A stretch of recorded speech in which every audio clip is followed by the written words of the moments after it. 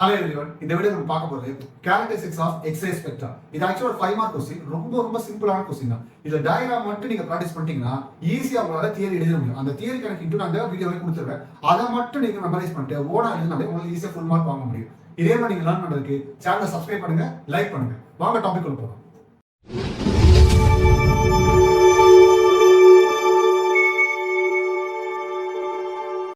Friends, இந்த question நம்ம மூணு டாபிக் பார்க்க போறோம். First topic X-ray protection.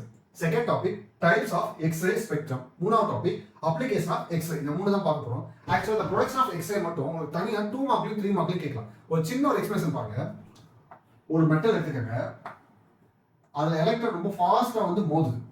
ஃபாஸ்டா வந்து மோதும்போது அதுக்கு ஒரு எனர்ஜி இருக்கும்ல. அந்த எனர்ஜி எங்க போகும்? இந்த மெட்டலுக்குள்ள வந்துரும். ஆல்ரெடி ஒரு மெட்டல் ஃபுல் எனர்ஜி வச்சிருக்கும் போது அதிகமான எனர்ஜி கொடுக்கும்போது அதை ஹோல்ட் பண்ண முடியாம சில எனர்ஜி அப்படியே வெளியே ரிலீஸ் பண்ணுமா? அப்படி அது வந்து எனர்ஜியை ரேடியஸா ரிலீஸ் பண்ணும். அந்த ரேடியஸ் வந்து நம்ம என்னன்னு சொல்றோம்னா எக்ஸ்ரேன்னு சொல்றோம். ஸோ இந்த பேசிக் கான்செப்ட் புரிஞ்சுச்சுன்னா உங்களுக்கு தியரி ஈஸியா எடுக்கலாம். அப்படியே பாருங்க, ஃபிலமெண்ட் ஹீட்னு கொடுங்க. ஃபிலமெண்ட் ஒன்றும் இல்லை, ஒரு குண்டு பல்ப்ல நீங்க லைட் எரியும் போது சின்ன காயில் மாதிரி இருக்கும்ல, அந்த காயில் தான் ஃபிலமெண்ட் சொல்லுவாங்க. அப்ப அந்த ஃபிலமெண்ட் நீங்க ஹீட் பண்ணீங்கன்னா ஆட்டோமேட்டிக்கா அது வந்து எலக்ட்ரான்ஸ் எமிட் ஆகும். இப்போ எதனால எலக்ட்ரான் எமிட் ஆச்சு? ஹீட் கொடுத்தனால உங்களுக்கு எலக்ட்ரான் எமிட் ஆச்சா? ஹீட் ப்ரொடியூஸ் ஆகிறதுனால. அப்ப ஹீட் மூலமா ஒரு எலக்ட்ரான் எமிட் ஆச்சுன்னா அதுக்கு பேரு தெர்ம் அயனிக் எமிஷன் சொல்லுவாங்க. இப்போ எலக்ட்ரான் எமிட் ஆச்சு, அப்ப அதுக்குள்ள ஒரு எனர்ஜி இருக்கும். எலக்ட்ரான் ஃபாஸ்டா மூவ் ஆகிறதுக்கு என்ன எனர்ஜி வேணும்? கைனடிக் எனர்ஜி வேணுமா? அப்ப அதிகமான கைனடிக் எனர்ஜியோட அந்த எலக்ட்ரான்ஸ் மெட்டல்ல போய் மோதுது. அப்படி மோதும் போது அதோட கைனடிக் எனர்ஜி என்ன ஆகும்? மெட்டலுக்கு பாஸ் ஆகுமா? மெட்டல்னால ஒரு குறிப்பிட்ட அளவு தான் கைனடிக் எனர்ஜி ஹோல்ட் பண்ண முடியும். ரிமைனிங் எல்லாத்தையும் என்ன பண்ணும்? வெளியே ரேடியஸ்னா எமிட் பண்ணுது. அப்படி ரேடியேஷன் எமிட் பண்ற அதுக்கு பேர் தான் எக்ஸ்ரே அப்படின்னு நம்ம சொல்றோம். சோ இப்படி தான் நமக்கு வந்து பாத்தீங்கன்னா எக்ஸ்ரே வந்து ப்ரொடியூஸ் ஆகும். இதான் வந்து பாத்தீங்கன்னா எக்ஸ்ரே ப்ரொடக்ஷன் பேசிக் எக்ஸ்பிளனேஷன். இத 2 மார்க்ல கேட்டாலும் எழுதலாம், 3 மார்க்ல கேட்டாலும் எழுதலாம். இப்போ நம்ம டைப்ஸ் ஆஃப் எக்ஸ்ரே ஸ்பெக்ட்ரம் பார்க்கலாம்.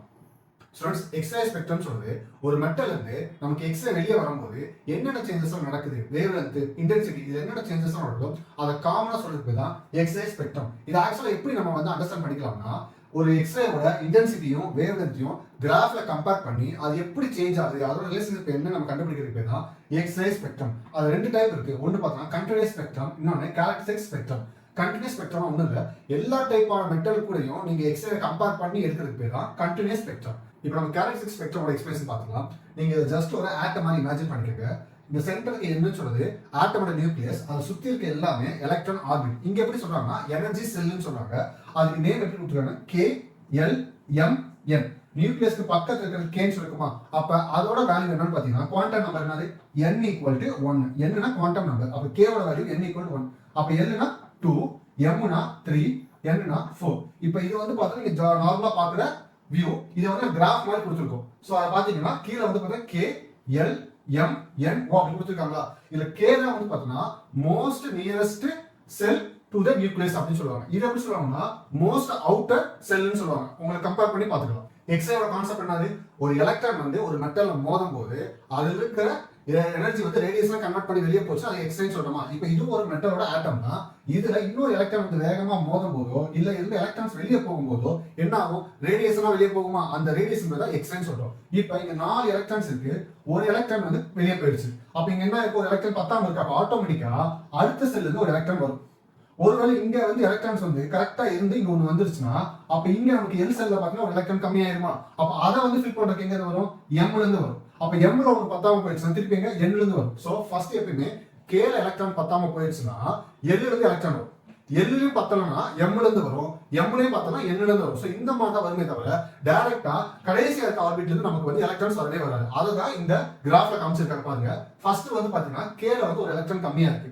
கேல இருந்து அடுத்து இருக்கிறது எல். அப்ப எல் செல்ல இருந்து உங்களுக்கு எலக்ட்ரான் வந்துச்சுன்னா அதை எப்படி டினோட் பண்றாங்கன்னா கே ஆல்பா.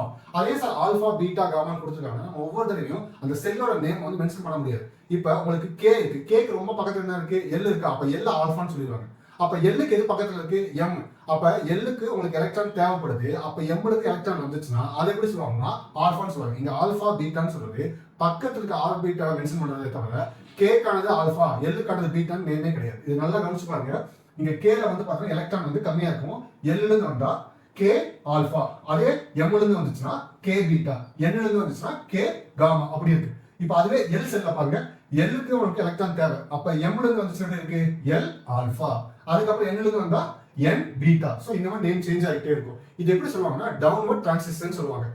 இது என்ன பாத்தீங்கன்னா இது வெளியே போறது, இது உள்ள வருது. இல்ல இது எப்படி பிரிச்சுக்கலாம் பாத்தீங்கன்னா, இது வந்து இப்படி போச்சுன்னா அப்போர்ட் டைரக்ஷன், இப்படி வந்தா டவுன்வர்ட் டைரக்ஷனா. அப்ப நமக்கு எலக்ட்ரான்ஸ் எப்படி வருது?